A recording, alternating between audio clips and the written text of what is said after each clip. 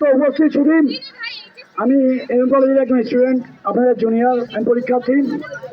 আমরা এখানে যারাই আছি সকলের সাধারণ শিক্ষার্থী, সকলের মধ্যবিত্ত পরিবারের স্টুডেন্ট।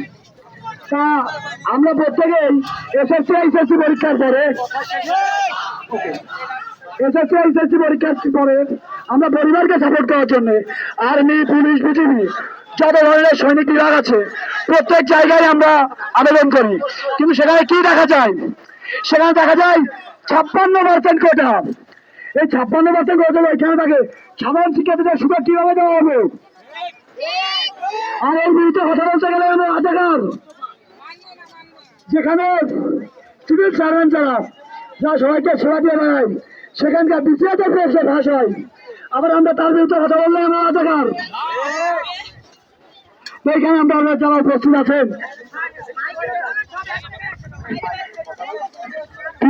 প্রিয় ছাত্র সমাজ, সংগ্রামী ভাই বন্ধু, ভাই চত্বরের দিকে অগ্রসর হই। সবাই বিনীতভাবে অনুরোধ জানাচ্ছি, দেখো ভাই, আমি সবাই চত্বরের দিকে আহ্বান জানাচ্ছি, সবাই চত্বরের দিকে আসি ইমিডিয়েটলি।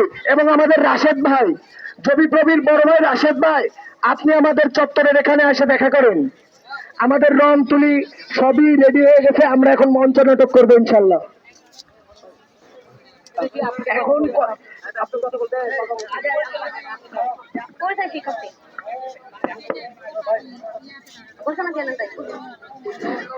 আমাদের একজন আপু কথা বলবে আমাদের মাঝে, আমরা একটু সবাই শুনি মনোযোগ সহকারে।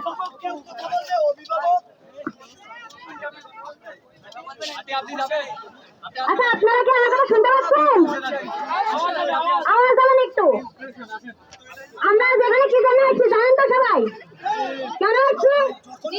আমাদের অধিকার আদায়ের জন্য আসছি। আমরা আমাদের অধিকার আদায় করেই পারি ফিরবো, তাই তো? আমি কিন্তু আগে কখনো মাইকে কথা বলিনি, তারপরে আজ এখানে কথা বলতে এসেছি। কি জন্য জানেন? আমার রক্তের উজ্জ্বলতে আমাদের অধিকার আদায় রাখুন, আর আমরা সেই অধিকার আদায় করেই ছাড়বো।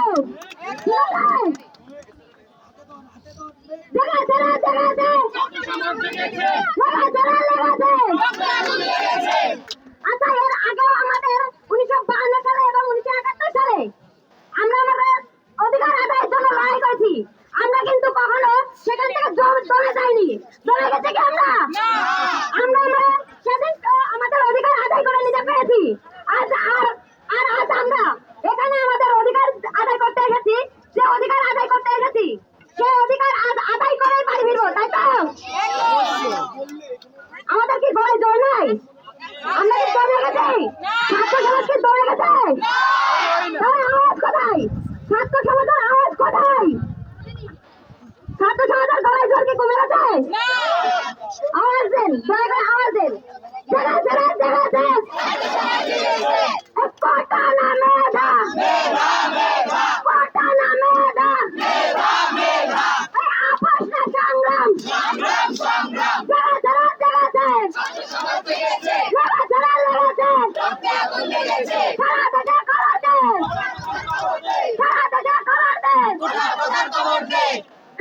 ধন্যবাদ সবাইকে।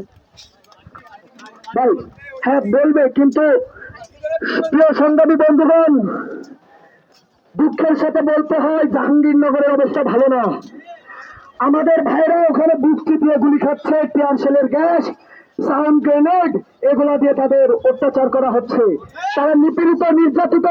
আমরা সবাই তাদের জন্য দোয়া করব এবং রাজপথ ছেড়ে যাবে না। আমরা কি পিছুতে হব? আমরা কি পিছুতে হব? আমরা কি জমে যাওয়ার পাত্র? যশোরবাসী নিয়ে ইনশাল্লাহ ঘরে ফিরবো। সবাই চত্বরমুখী হই। রাশেদ ভাই চত্বরে এখানে আসেন। এখন বক্তব্য রাখবেন আমাদেরই একজন অভিভাবক, আমাদেরই মা।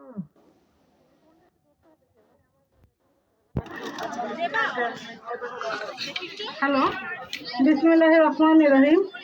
আমি একজন মধ্যবিত্ত ফ্যামিলির মহিলা। আমি এখানে এসেছি, আমার এই যে রোদে পোড়া এই ছেলে মেয়ে 1 তারিখ থেকে এরা আন্দোলন করছে, হয়তো আমি আসার মতো সময় মনে করিনি, কিন্তু গতকাল যখন দেখলাম মিডিয়া কর্মীরা একটু আসেন, এগুলো আপনারা প্রথম থেকে বলবেন। দরকার আছে ভাই, এগুলোই দরকার আছে। যে অভিভাবক আমাদের সাথে, মিডিয়া কর্মীরা একটু আসেন আমাদের সাথে। অভিভাবক আছে, আমাদের মা আছে, বীরঙ্গনী মা, সে তার বক্তব্য প্রকাশ করতেছে। বিসমিল্লাহির রহমানির রহিম। আমি নিম্ন মধ্যবিত্ত ফ্যামিলির একজন মহিলা। আমি এখানে আমার যে মেধাবী ছাত্রছাত্রী আছে, আজ 1 তারিখ থেকে যে আন্দোলন করছে, আমি আসার মতো মনে করিনি যে আসবো বলে। মনে হয়, কিন্তু আসবো বলে মনে হয়নি। কিন্তু এখন দেখছি যে আমার ছেলে মেয়ে গতকাল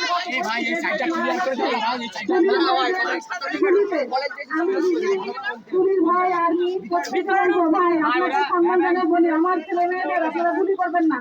এরা সবই আন্দোলন নিয়ে মাঠে নেমেছে। আমার ছেলে মেয়েরা বুঝবে। আমি জানি না যে ভাই আপনারা এর মধ্যে এসে আমার ছেলে মেয়েদের গুলি করেন। আমি তাই আজকে এখানে আসছি, আমি আমার অন্তর থেকে যে আমার এই ছেলে মেয়ের পাশে আমি একটু দাঁড়াই। আমার খুবই খারাপ লাগে। আমি আমার ছেলে মেয়ের পাশে দাঁড়াই, তাই আমি এসে অনেক